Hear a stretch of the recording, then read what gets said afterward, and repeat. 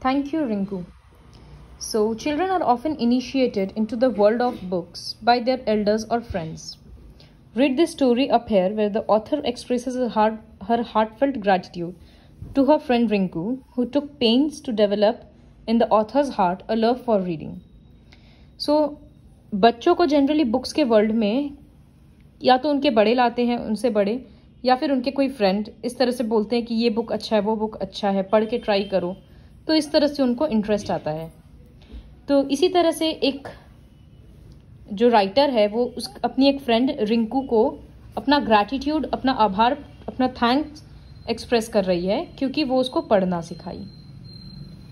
I remember the last time I saw Rinku, we were living Kankroli, my father was changing his job again.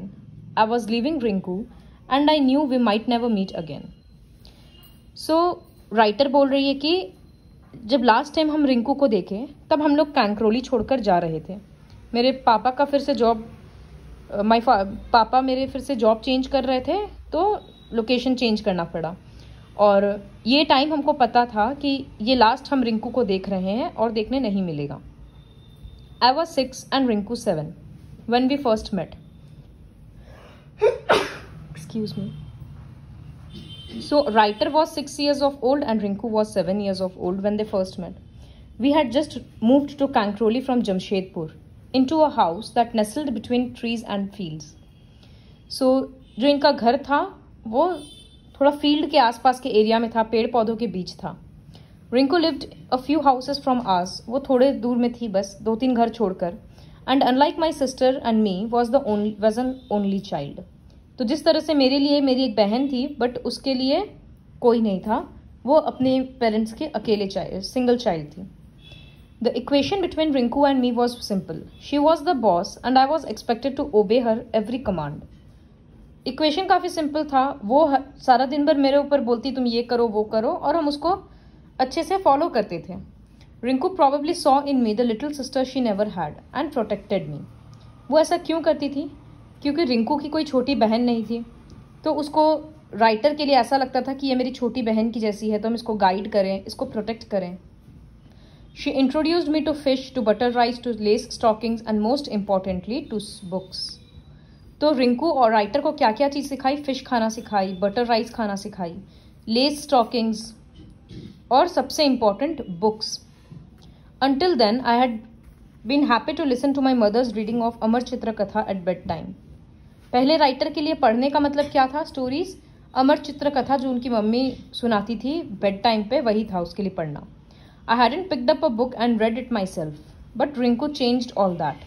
The first book she made me read was The Yellow Storybook by Enid Blyton. So Rinku force करके writer को ये पहला book पढ़ने के लिए suggest की। A collection of stories about elves and pixies and goblins. You can Google these terms so that you'll get an idea.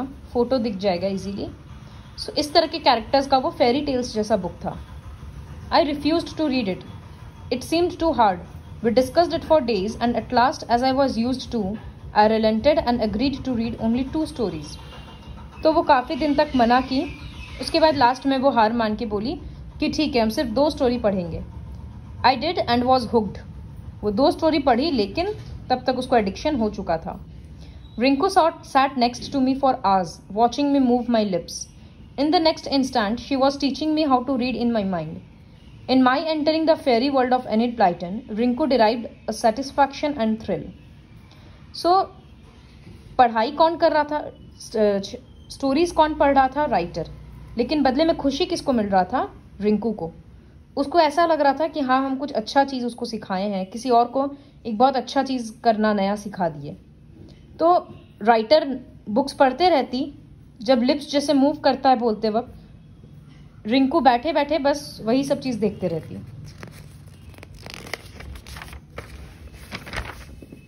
Her next project was to coax me into reading novels without pictures. तो अब next Rinku का idea क्या था कि अब writer को ऐसा books पढ़ाते हैं जिसमें फोटोज नहीं हो, नॉवेल्स के जैसा। The thought of reading a 200-page book with a single story was challenging, but like before, Rinku used all her persuasive skills to get her way. So, writer के लिए ये कंसेप्ट बहुत difficult था कि 200-300 page का एक एक book होता है और पूरे बुक में एक ही स्टोरी चलता है, ऊपर से कोई फोटो नहीं होता है, तो ऐसा कोई कैसे पढ़ सकता है। लेकिन रिंकू हमेशा की तरह अपना सारा परसुएसिव स्किल्स यूज कर ली, मतलब राइटर को मनाने का सारा कोशिश कर ली और मान गई। As I entered the magic of Malory Towers and Saint Clare's boarding school, stories of girls having secret midnight parties, the famous 5 and the secret 7, I realized I had stumbled upon a beautiful world that I could retreat to anytime I wanted. तो जैसे वो start किया अब ये पढ़ना, as I entered the magic world of Mallory Towers and St. Clair's, उसको अच्छा लगने लग गया कि हमको अब बोर्डिंग स्कूल में गर्ल्स का टॉपिक्स मिल रहा है पढ़ने को, गर्ल्स के बारे में जान रहे कि वो लोग क्या करती है, और फेमस 5, सीक्रेट 7, इस तरह का स्टोरीज पढ़ने में उसको लग रहा है पढ़ते पढ़ते कि हम तो किसी दूसरे वर्ल्ड में चले जा रहे हैं। My hunger for books grew as I grew older, जैसे जैसे वो बड़ी होते गई उसको बुक्स पढ़ने का और शौक होते गया। And I went quickly from Enid Blyton's book to reading the Nancy Drew series, to authors like R.K. Narayan, James Herriot, Sherlock Holmes, Agatha Christie and P.G. Wodehouse before I turned 13. तो पहले वो थोड़ा kiddish novels पढ़ रही थी, लेकिन धीरे धीरे उसका पढ़ते पढ़ते इंटरेस्ट इतना बढ़ते गया कि वो थोड़ा सा मिस्ट्री नॉवेल्स पढ़ने लगी, कुछ कुछ वो थोड़ा सीरियस नॉवेल्स पढ़ने लग गई थी। ये सब राइटर्स का। The 2 golden years with Rinku came to an end when we moved from Kankroli. That day, as I looked out of the car window and waved to her, my young mind understood that I was leaving behind a very special person, a friend who had opened up a world of treasure for me, a mentor who had taken pride in my growth.